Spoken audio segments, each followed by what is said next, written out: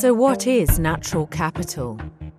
Natural capital includes the Earth's geology, soil, air, water and living organisms, which provide humanity with a range of benefits essential for our survival, well-being and economic development.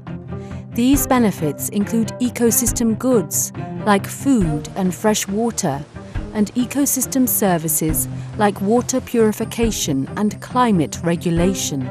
Let's have a look at the role of natural capital in some of the Greater Mekong's different habitats, focusing on Vietnam, Laos, Myanmar, Thailand and Cambodia.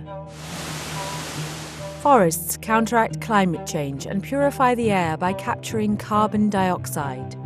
They reduce the risk of floods by soaking up rain, and support local economies by providing non-timber forest products such as honey, resin and medicinal plants, as well as income from ecotourism. The mosaic of forest types found across the region not only provide food and fuel sources for local communities, but also provide benefits such as pollination and soil fertility that are essential for agricultural production. Lakes and streams provide water for drinking and irrigation. Functioning watersheds can also help to maintain a constant flow of clean water and reduce water treatment costs.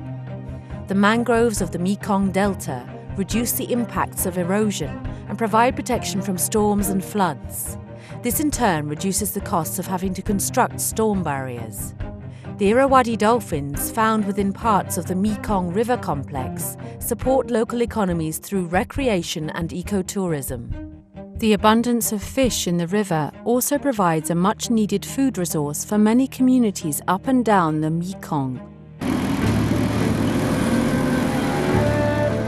So, what is happening to our natural capital? Rapid development and misinformed land use planning is fragmenting landscapes and causing the goods and services provided by nature to be degraded and lost. The construction of the Dong Sahong Dam in Laos, for example, threatens fish migration patterns along the Mekong, which will impact the livelihoods, food security and nutrition of the millions of people living in the lower Mekong basin. Unsustainable and poorly planned road construction in Cambodia, Thailand and Myanmar is causing unprecedented loss of ecosystem services essential for healthy landscapes, livelihoods and economies. These development projects are clearly having huge environmental and social consequences, leading to long-term economic loss. But this does not need to be the way we develop. So, what can we do? We can apply the 6 principles of a green economy approach.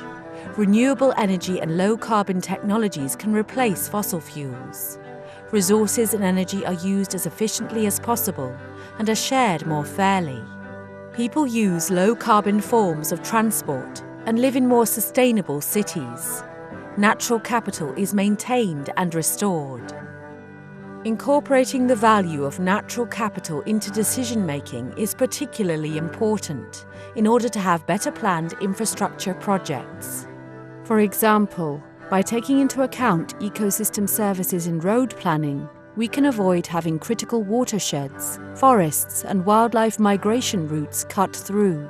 Also, if a dam is to be built, the mapping out and valuing of ecosystem services can help planners avoid environmentally and socially sensitive areas, which in turn can minimize the impacts on livelihoods, fisheries and biodiversity. By following a green economy approach, decision-makers can ensure that natural capital is not only mapped out and valued, but also accounted for in policy and planning, enabling the essential benefits we receive from nature to be maintained and enhanced today and for generations to come. Our future is in your hands.